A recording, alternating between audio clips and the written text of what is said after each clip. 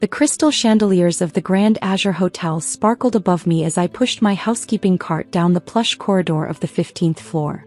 Each step on the Persian carpet reminded me of my Aunt Victoria's words. True leadership means understanding every aspect of your business from the ground up. 3 months ago, I, Isabella Chin, had started working as a housekeeper at one of San Francisco's most prestigious luxury hotels. The same hotel my aunt had built from nothing 30 years ago. The same hotel where, unknown to everyone except my aunt's lawyer, I was actually the majority shareholder. Room service. A sharp voice mockingly called out as I reached for door 1507. Gerard Morrison, the hotel's general manager, stood there in his impeccable suit, a sneer playing on his lips. "Still cleaning toilets, Miss Chin?" I straightened my uniform, keeping my face neutral. "Good morning, Mr. Morrison." "You know," he said, checking his gold Rolex, "when Victoria mentioned her niece would be joining our staff, I expected someone more executive material. But I suppose some people just belong in the service class." If he only knew that Aunt Victoria had specifically required me to work 6 months in every department before I could officially take over as owner. "Everyone's role is important in hospitality," I replied diplomatically. He laughed, the sound echoing down the hallway. "That's what we tell the help to keep them motivated. Speaking of which, don't forget the staff meeting at 2 p.m. Though I doubt housekeeping insights will be valuable for our luxury expansion plans." As he walked away, I thought about the folder locked in my apartment safe. The ownership papers, the trust documents, the detailed instructions from Aunt Victoria. "Learn every position, Isabella," she had written. "Experience every role. Only then will you truly understand how to lead."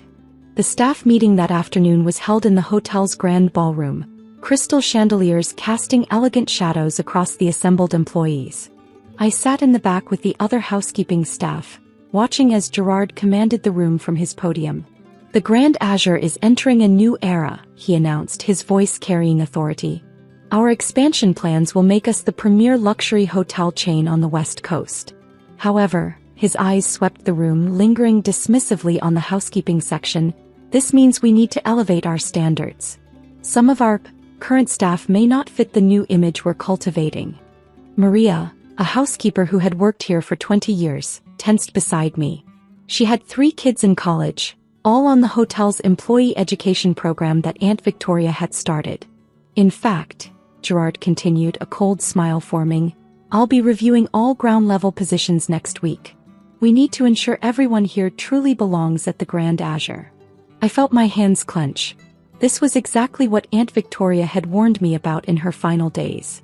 "Watch carefully, Isabella," she had said from her hospital bed. "See who respects only power and who respects people. That's how you'll know who to trust." After the meeting, I found Maria crying in the staff break room. 20 years, she whispered.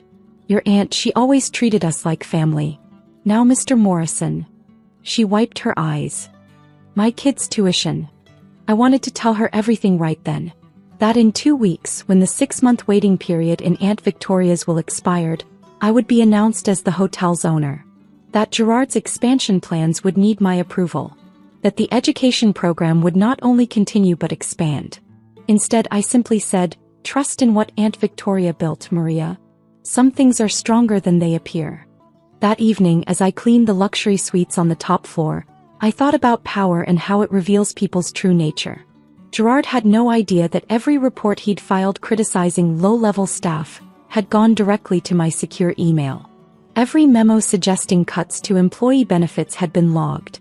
Every instance of him taking credit for others' work had been noted. My phone buzzed.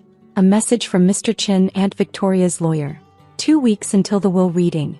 Everything proceeding as planned. I looked around the presidential suite I was cleaning, remembering the summers I'd spent here with Aunt Victoria, learning about hospitality, about business, about treating people with dignity regardless of their position. "Yes," I texted back. "I've learned exactly what I needed to know." The next morning, I arrived early to find an envelope on my locker. Inside was a formal notice. My position was being reviewed as part of the hotel's quality improvement initiative. The meeting was scheduled for Friday, exactly 3 days before the will reading. "Perfect timing, Mr. Morrison. Show everyone exactly who you are." As I pushed my cart down the hallway, I smiled, thinking of Aunt Victoria's favorite saying, "In hospitality as in life, timing is everything." In 2 weeks, Gerard Morrison would learn just how right she was. The sound of my housekeeping cart's wheels echoed through the corridor, each turn bringing me closer to the moment when everything would change. But first there were rooms to clean, guests to serve, and valuable lessons to learn about who deserved to inherit not just Aunt Victoria's hotel but her legacy. Friday arrived with the weight of storm clouds gathering over San Francisco Bay. I stood in front of Gerard Morrison's office, my housekeeping uniform pristine, waiting for my performance review. "Enter," his voice commanded. The office that had once been my aunt's felt cold now. Gone were the photos of staff celebrations, the handwritten thank you notes from guests, the warmth that had made the Grand Azure special.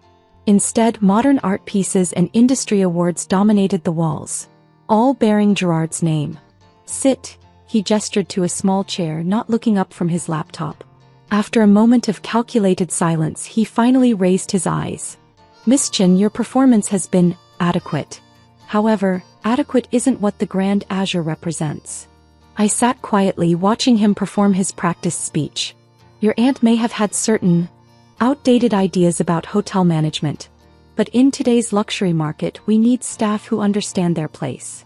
He slid a document across his desk. "This is a voluntary resignation form. Sign it and you'll receive 2 weeks severance pay." "And if I don't sign?" His smile turned cold. "Then I'll be forced to terminate you for poor performance. No severance, no references.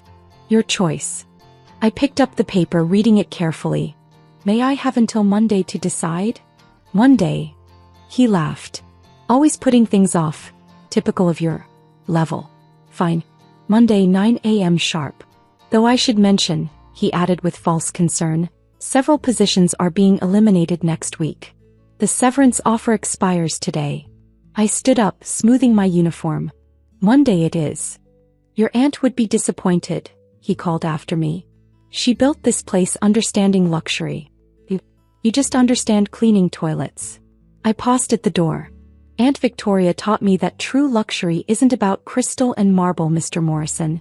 It's about making people feel valued." His laugh followed me down the hallway. Over the weekend I worked my regular shifts, noting how Gerard had already started implementing changes.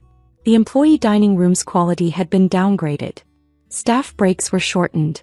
The education program's paperwork was mysteriously delayed. Sunday evening I received a text from Mr. Chin. "We'll reading tomorrow 10 a.m. All arranged as requested." I smiled, thinking of the security cameras I'd had installed in Gerard's office 3 months ago. Cameras that had captured every backroom deal, every instance of harassment, every moment of him taking credit for others' work. Monday morning arrived bright and clear. At 8:55 a.m., I walked into Gerard's office, still in my housekeeping uniform. "Ah, finally accepting reality?" he smirked, reaching for the resignation form. "Actually," I said, sitting down without waiting for his permission, "I wanted to discuss the hotel's future." He sighed dramatically. "Listen, some people just aren't cut out for luxury hospitality. Your aunt may have given you a job out of pity, but—" "Interesting choice of office decoration," I interrupted, gesturing to a large painting. "Though I believe that was a gift from the Shanghai investors to my aunt. Just like that antique desk was a personal gift from the mayor. Family heirlooms, you might say." His face reddened. "Security," he barked into his phone. "Oh, they're a bit busy at the moment," I smiled. "You see, there's a rather important meeting happening in the grand ballroom. The reading of my Aunt Victoria's will." The color drained from his face. "She always said timing was everything," I continued, standing up. "Shall we head down? I believe they're waiting for us." The grand ballroom was packed.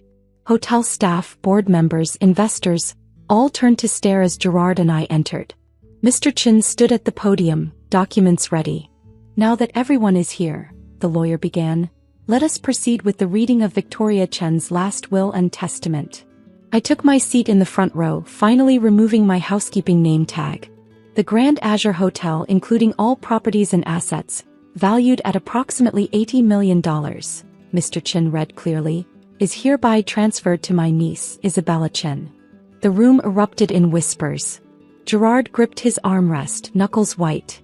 However, Mr. Chen continued, this transfer is contingent upon Miss Chen completing 6 months of service in various hotel positions, beginning with housekeeping, to fully understand hotel operations from every perspective. I stood up, walking to the podium. Thank you, Mr. Chen. And thank you, Aunt Victoria, for teaching me the most valuable lesson in hospitality. Every role matters. Turning to the assembled crowd, I continued. The Grand Azure was built on 2 principles: exceptional service and respect for every employee who makes that service possible. Some recent management decisions have strayed from these principles. Security footage began playing on the ballroom screens of Gerard's meetings, his threats, his schemes to dismantle employee programs. Effective immediately, I announced, all employee benefit programs will be reinstated and expanded. The education program will receive additional funding. And, I paused, looking directly at Gerard, we will be restructuring upper management to better align with our values.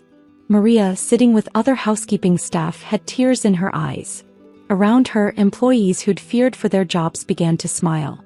Miss Chen, Gerard stood up, his voice strained, you can't possibly. I believe, I cut in smoothly, you'll find my aunt's choice of successor is quite legal. Mr. Chen has all the paperwork. Though I'd be happy to discuss your severance package. I hear 2 weeks' pay is the standard you prefer. The ballroom erupted in applause, drowning out Gerard's spluttered protests.